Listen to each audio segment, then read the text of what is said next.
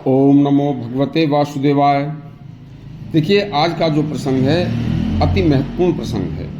हिंदू धर्म में मृतक को जलाया क्यों जाता है और ईसाई, मुसलमान, यहूदी मृतक को दफनाते क्यों हैं? यह एक अति आध्यात्मिक और धार्मिक प्रसंग है। पूरा सुनना।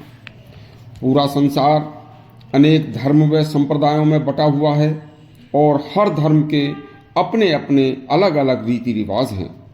देखिए, चाहे मनुष्य के जन्म के समय हो, चाहे मनुष्य के मृत्यु के समय हो, इस प्रकार के सभी के अलग अलग रिवाज हैं। इस प्रसंग में हिंदू, मुसलमान, ईसाई व यहूदी धर्म के मृतक शरीर के बारे में बताया गया है।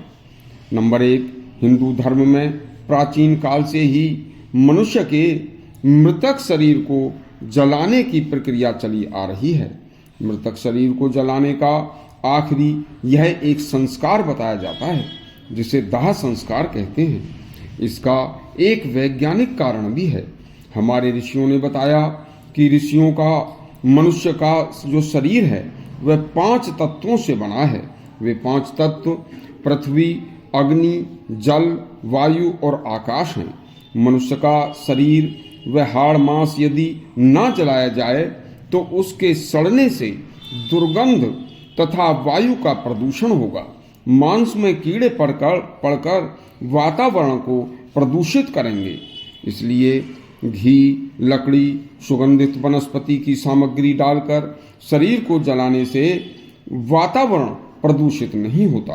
और अग्नि में मृतक शरीर को जलाने से जो जिन 5 तत्वों से शरीर का निर्माण हुआ था वह 5 तत्व स्वयं अपने आप ही अपने अपने तत्व में विलीन हो जाते हैं।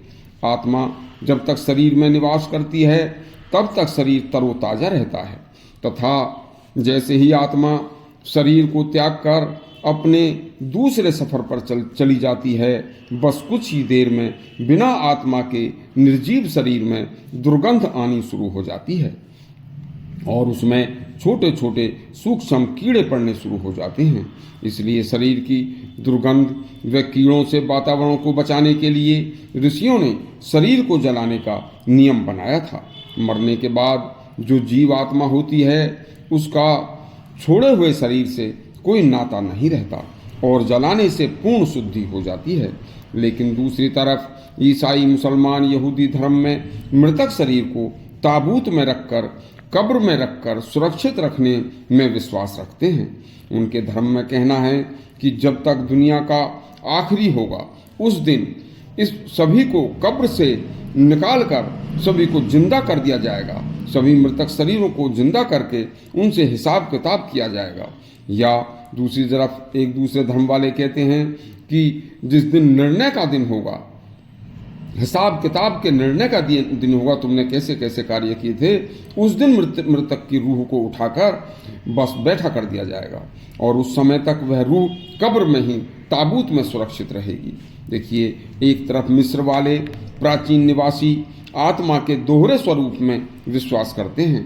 वह शरीर को ज़्यादा से ज़्यादा दिनों तक सुरक्षित रखने की कोशिश करते हैं क्योंकि वह शरीर को ही आत्मा मानते हैं। देखिए, मृतक के शरीर की मम्मी को बनाने की प्रक्रिया के द्वारा उनको विश्वास है कि हमारा मृतक का शरीर सुरक्षित रहना चाहिए, क्योंकि यदि शरीर का नाश हो गया तो आत्मा का भी नाश हो जाएगा, आत्मा भी नष्ट हो जाएगी। लेकिन हमारे सनातन धर्म में शरीर को नाशवान तथा आत्मा को अमर बताया है। गीता में भगवान श्री कृष्ण ने गीता में साफ साफ कहा है कि जीवात्मा अजर और अमर है।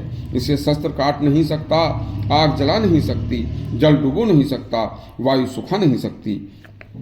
उसी का एक श्लोक है कि नैनम छिंदन्ति शस्त्राणि नैनम दहति पावकः न चैनम क्लेद्यंतापो न शोषयति मारुतः। पाश्चात्य विद्वान प्लेटो ने भी कहा है कि जीवात्मा अलग है, शरीर अलग है। जीवात्मा के शरीर से अलग होने पर पुराने शरीर से जीवात्मा का कोई नाता नहीं रहता। शरीर तो आत्मा निकलते के बाद ही नष्ट हो जाता है, फिर उसमें वह जीवात्मा नहीं आती। जब चाहे अपने अपने धर्म के अनुसार मृतक शरीर को चाहे कोई दफना दे, चाहे कोई जला दे, इससे जीवात्मा का कोई संबंध नहीं है।